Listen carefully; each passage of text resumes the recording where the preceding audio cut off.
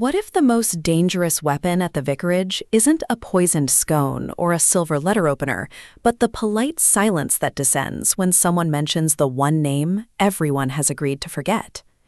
In The Afternoon Tea Murders, Helena Dixon delivers a cozy mystery that transforms the quintessential British tea ritual into a masterclass in social forensics, proving that in villages built on reputation, the deadliest poison is often served with a smile and a side of clotted cream.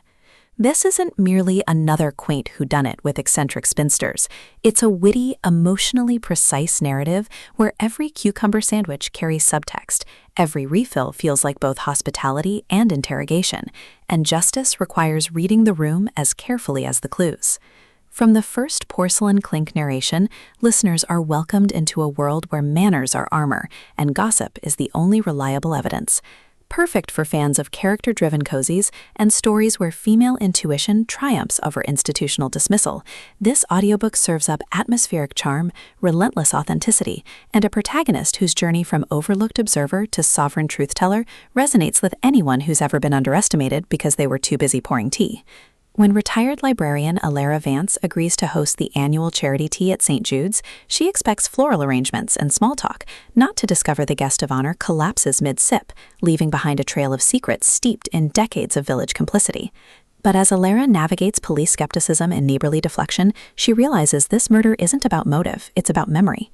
Dixon masterfully avoids reducing Alara to nosy amateur or the village to caricature. Instead, she crafts a narrative where domesticity becomes detective work, where consent is negotiated through shared vulnerability rather than authority, and where liberation requires honoring the women whose stories were deemed too trivial for official records.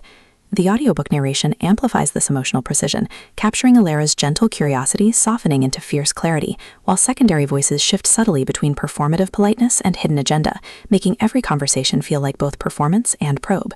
You don't just hear the mystery unfold, you feel the seismic shift of a community learning that some truths can only be spoken over teacups. What elevates The Afternoon Tea Murders beyond typical cozy fare is its nuanced portrayal of feminine knowledge as forensic tool rather than idle chatter. Alara isn't merely solving a crime, she's confronting how patriarchal structures dismissed women's observations as gossip, challenging the notion that credibility requires male validation.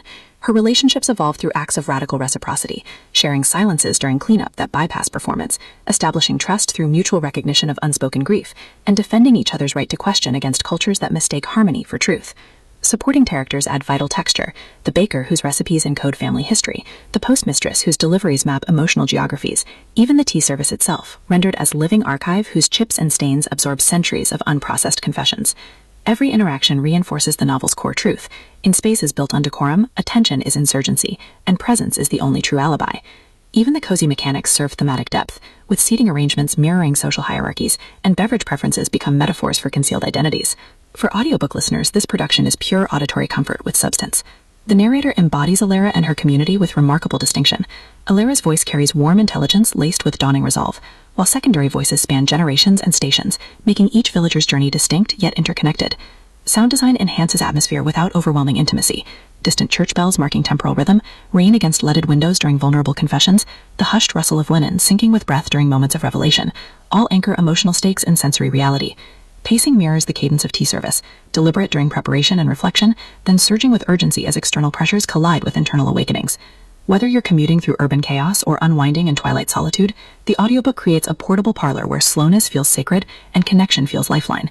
It's storytelling as embodied validation, transforming passive listening into active participation in a mystery where healing isn't about catching a killer, but about restoring voice to the silenced.